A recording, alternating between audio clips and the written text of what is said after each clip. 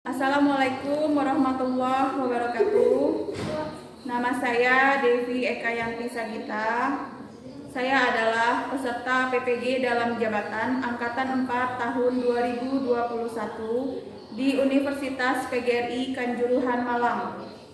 Hari ini saya akan praktek mengajar di SMP Negeri 4 Kotobalingka, Kabupaten Pasaman Barat, Provinsi Sumatera Barat. Mata pelajaran yaitu PPKN dengan materi Kedaulatan Negara Republik Indonesia, subtopik materi Sistem Pemerintahan di Negara Republik Indonesia. Itu saja perkenalan dari saya. Assalamualaikum warahmatullahi wabarakatuh.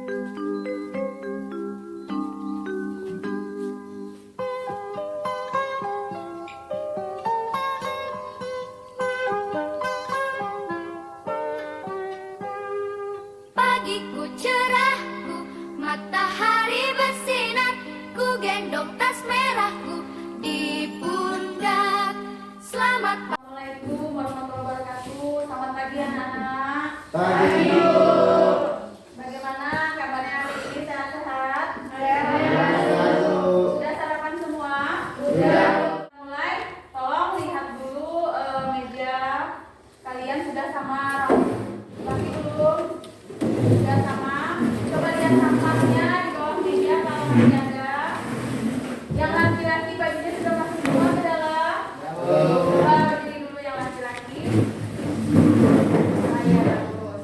Kita berdoa dulu. Silahkan ketua. Jagrab pada guru. Mantap. Jagrab sudah mulai. Assalamualaikum warahmatullahi wabarakatuh. Waalaikumsalam warahmatullahi wabarakatuh. Dulu Aisyah Ananda Putri ada, dulu Anissa Hafidah ada. PPKN kita awali dulu dengan nasionalisme. Silakan berdiri dulu semuanya. Kita baca Pancasila sama-sama ya. 1, 2, 3. Pancasila. Kita mulai pelajaran. Ibu akan memberi izin hanya untuk minum, ya, tapi tidak boleh makan di kelas.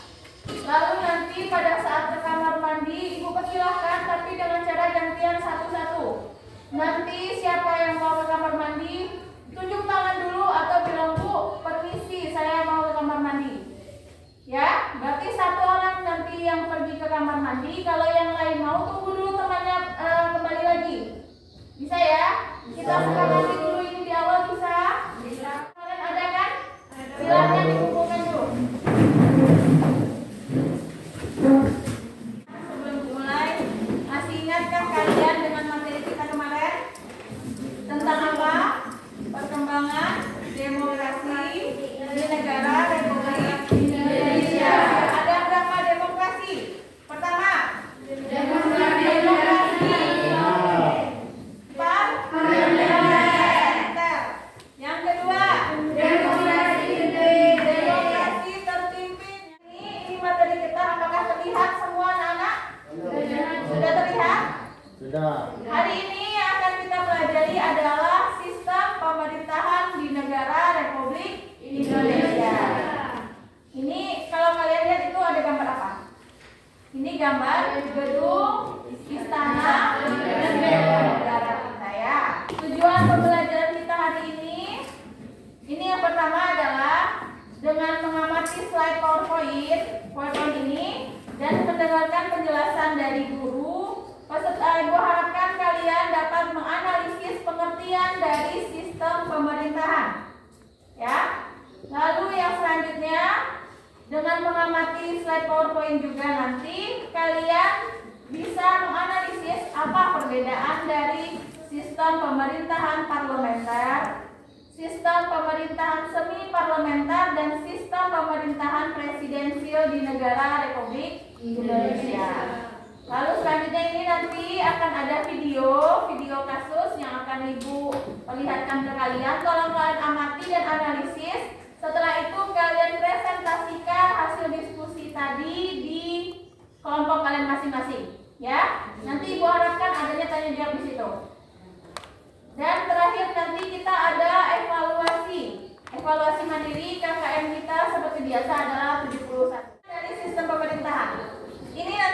dia akan menjelaskan dulu. Kalau ibu beri stiker berarti di akhir nanti akan ada penukaran reward, ada hadiah. Jadi siapa yang bisa nanti memberikan pengertian sistem pemerintahan, tunjuk tangan. Nanti sudah selain dapat stiker, dapat nilai juga dari ibu. Ya, tolong kalian analisis ini nanti. Siapa yang bisa silahkan tunjuk tangan. Ini yang pertama adalah pengertian sistem pemerintahan. Nih, silahkan kalian analisis setiap arti kata, lalu kalian jelaskan pengertian sistem pemerintahan menurut pendapat kalian. Ya, ini sistem artinya adalah susunan, tatanan jaringan atau cara. Sementara pemerintahan artinya adalah perbuatan, cara, hal, urusan dalam memerintah dengan maksud tertentu. Siapa yang bisa memberikan pendapat apa itu sistem pemerintahan? Apa itu pengertian dari sistem pemerintahan? Silakan tunjuk tangan. Oke, silakan. Susunan struktur lembaga, komponen antara lembaga Indonesia agar tersusun dengan baik dan menjadi negara Indonesia yang tersusun dalam suatu negara. Oke, terima kasih. Siapa? Sistem pemerintahan yaitu tatanan peraturan yang harus dilaksanakan oleh unsur-unsur pemerintahan dengan bekerja sama untuk mencapai tujuan atau target dalam pemerintah. Oke, terima kasih. Ada lagi yang lain? Artinya adalah suatu tatanan utuh yang terdiri di atas berbagai komponen pemerintah yang bekerja saling bergantung dan mempengaruhi dalam mencapai tujuan dan fungsi Pancasila. Kalau kita lihat gambar ini, kalau misalkan ini ibu anggap ini adalah MPR, ini gedung DPR, ini gedung DPD, ini gedung BPK misalkan, ini gedung Mahkamah Agung. Berarti ini adalah komponen utuh saling mempengaruhi. Berarti kerja ini dengan kerja ini ada tujuannya. Tujuannya juga untuk negara Indonesia. Nah, paham ya? Kalau dilihat dari gambar ini, kenapa ini saling dekat-dekat? Sama seperti itu. Ini komponen. Berarti mereka itu harus saling bekerja sama. Sekarang kita masuk ini. Ini sistem parlemen. Coba kalau kalian lihat ini amati. Ini kalau kita lihat gambar ini biasanya terjadi di mana? Di gedung DPR, ya kan? DPR, DPRD, yang semuanya legislatif, apa lagi? MPR, ya kan? Nah, inilah disebut dengan sistem pemerintahan parlementer. Berarti di sini yang lebih diutamakan atau di sini yang lebih berkuasa itu adalah parlemen. Yang pertama ciri-cirinya adalah ini. Adanya perpisahan antara kepala pemerintahan dengan kepala negara. Di sini kepala pemerintahan itu menjalankan tapi dengan persetujuan dari parlemen. Lanjut lagi, selanjutnya ini kita masuk ke semi parlementer.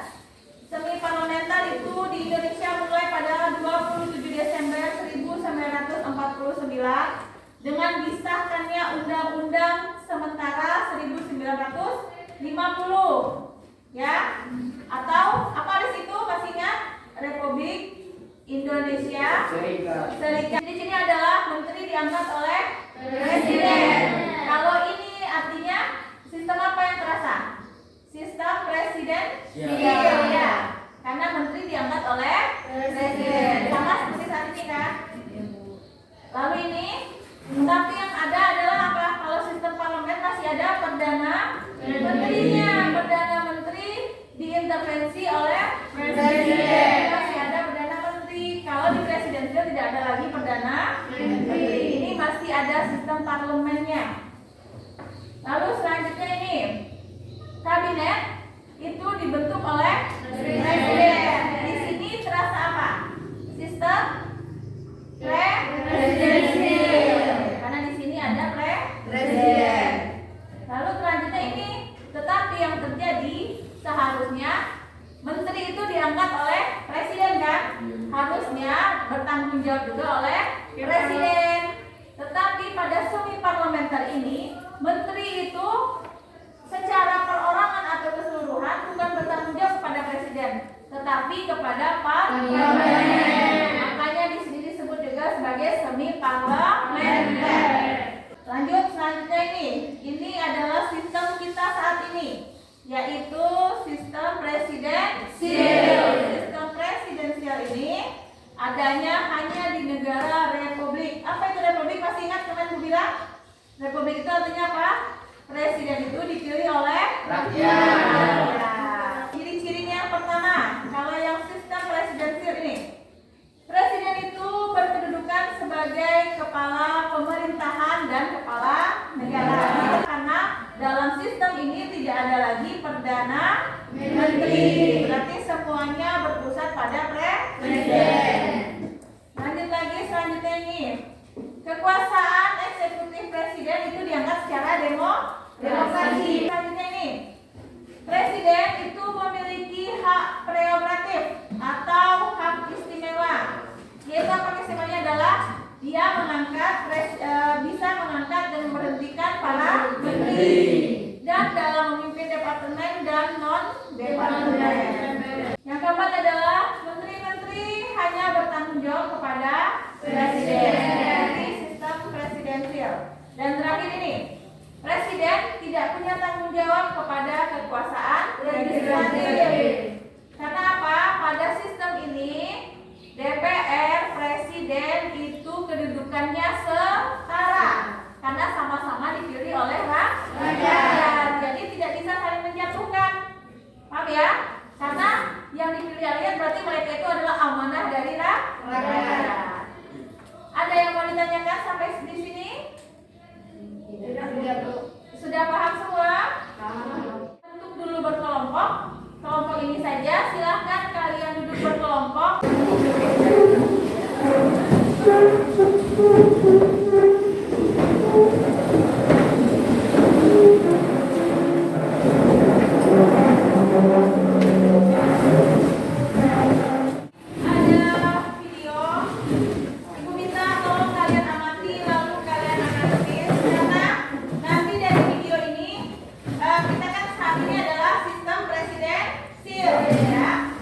Kalian amati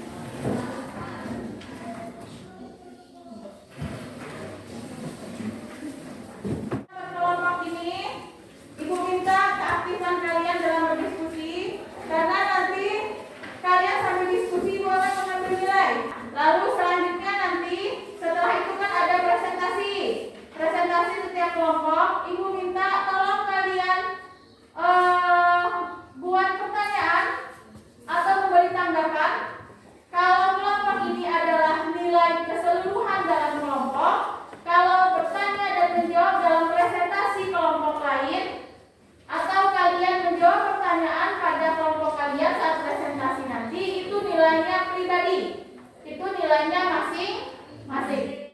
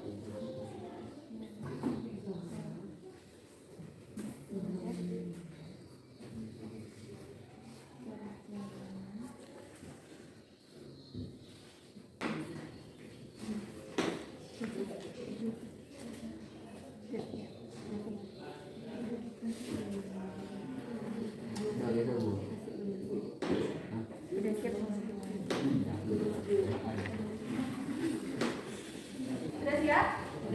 Ya. Kelompok Anissa sudah siap? Sudah berdiri dulu. Sudah berdiri dulu. Dengarkan perintah ibu. Ada penanya? Ada. Coba masing-masing pegang penanya dulu. Kalau nanti ibu sebut dua, kalian ambil penanya, kalian pegang seperti ini. Ya, gini ya. Seperti ini. Kalau nanti ibu bilang mangga, kalian turunkan lagi ke meja, tapi tidak dilempar. Kita mulai dari sekarang. Saya memiliki taman yang bisa dimakan secara manis. Salah satunya adalah buah mangga dan sirsa. Sehingga rasa dari buah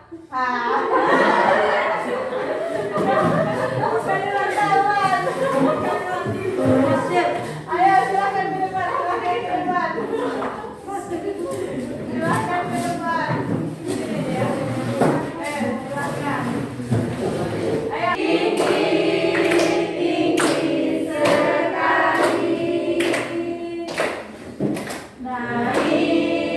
Naik ke puncak gunung. Sekarang siapa dulu yang mau presentasi kelompok mana? Assalamualaikum warahmatullahi wabarakatuh. Waalaikumsalam warahmatullahi wabarakatuh.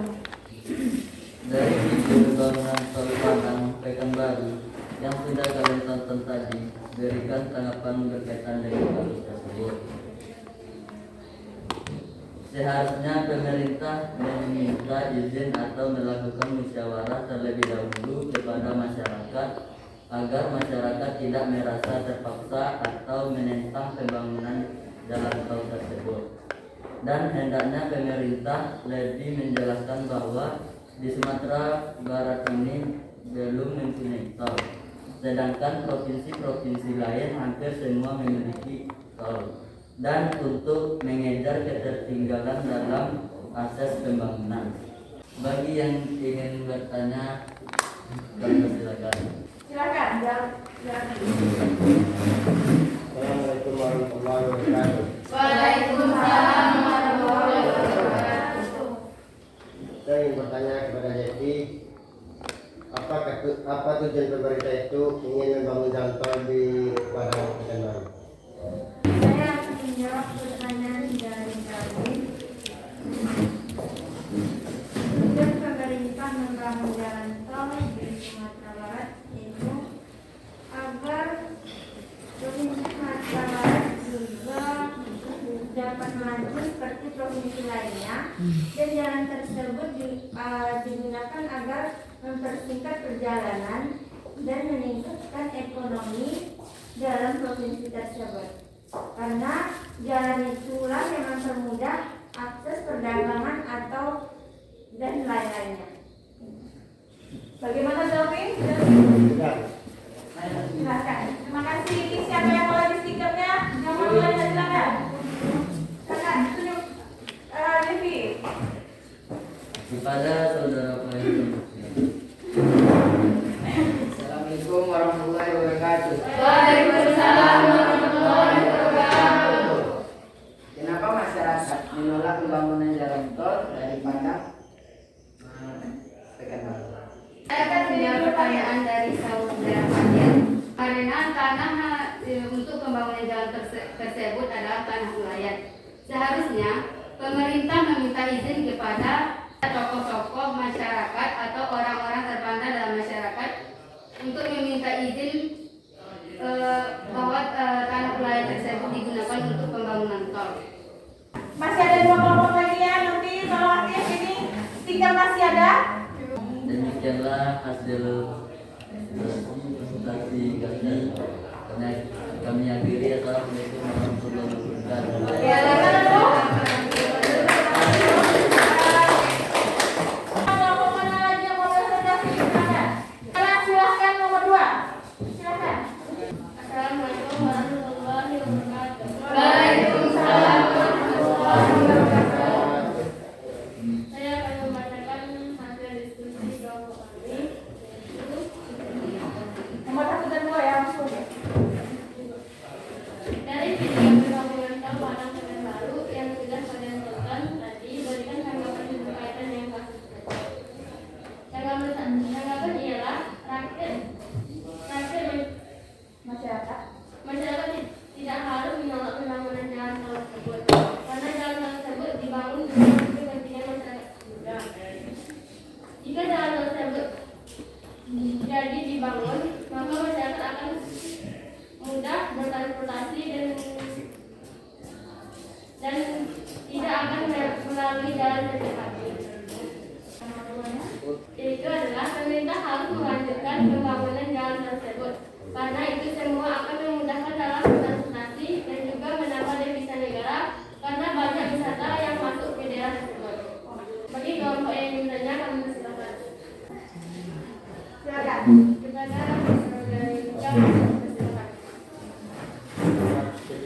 Assalamualaikum warahmatullahi wabarakatuh. Waalaikumsalam warahmatullahi wabarakatuh. Saya ingin bertanya kepada kelompok 2. Kenapa pemerintahan ingin sekali melakukan pembangunan jalan tol tersebut? Baiklah, saya punya pertanyaan dari Ika. Seperti jalan biasa bisa, tetapi tidak. Terkadang ada kemacetan dan tidak ada jalan lain lagi. Makanya dibuatnya oleh pemerintah jalan tol. Ayo, siapa lagi? Silakan. Ya, satu lagi. Saya.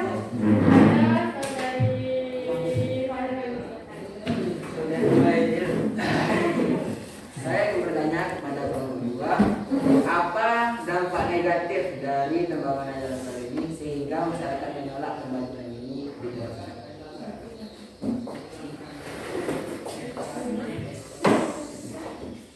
Dampak negatif dari jalan tol tersebut juga seperti banyaknya wisata-wisata asing dari berbagai tempat. Terus akan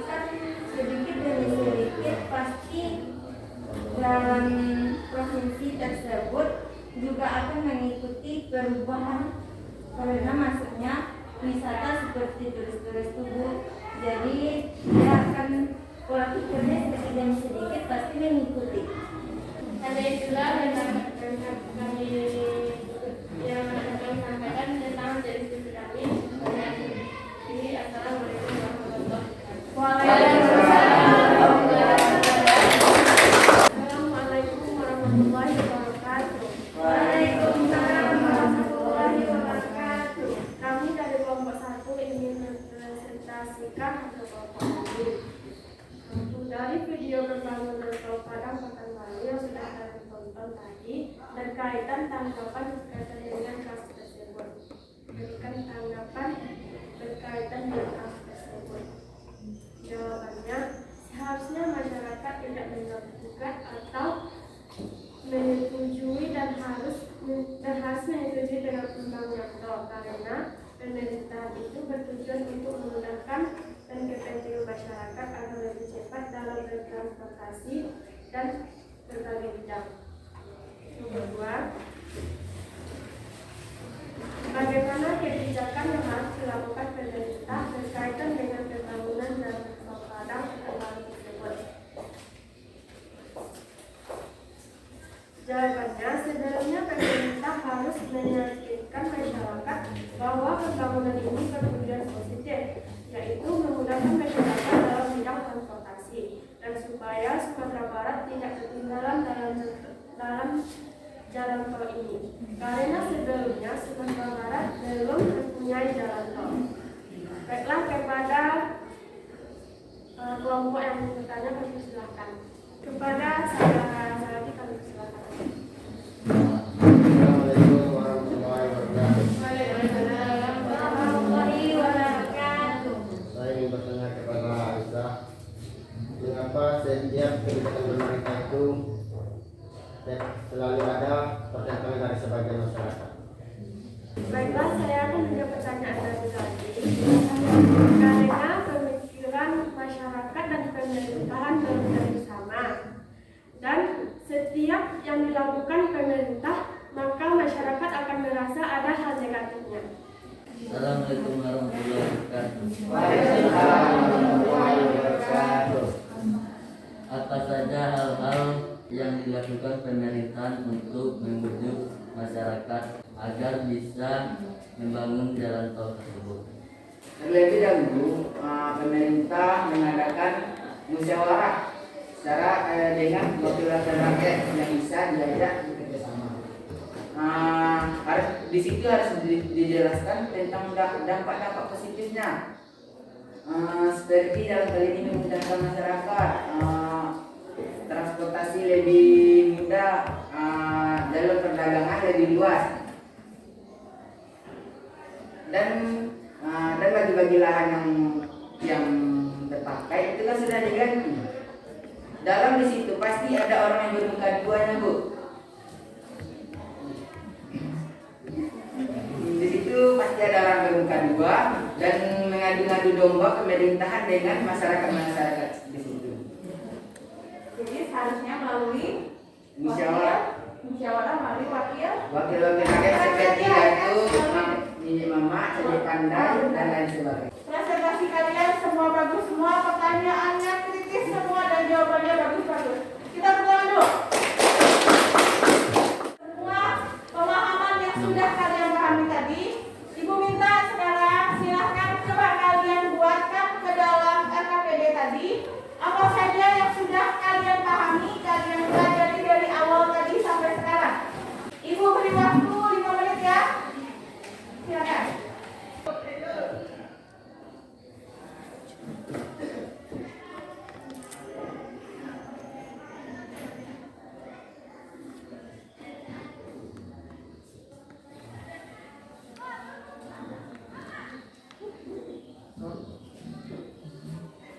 Silakan Ibu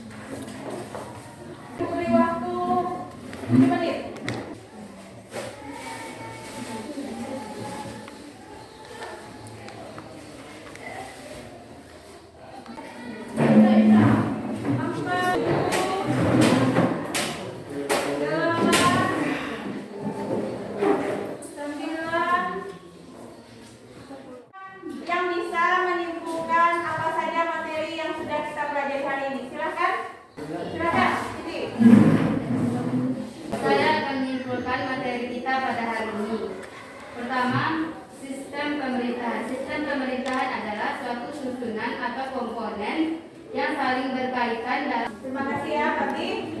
Sampai di sini kalian paham kan kalau sistem pemerintahan pengertiannya adalah komponen yang utuh yang saling bekerja sama untuk mencapai tujuan atau pemerintahan ya. Di sistem parlementer ini yang bisa memberikan kesan dari model pembelajaran kita hari ini. Siapa bisa silakan? Saya menyukai dalam pembelajaran strategis karena saling kelompok, saling berdebat dalam menjawab dan bertanya. Dan juga kelompok pun saling aktif dalam kelompok dalam diskusi. Terima kasih. Yang tiga atau lebih dapat buku, dapat pena, dapat teman. Silakan tadi. Siapa yang mendapat 1 dan 2?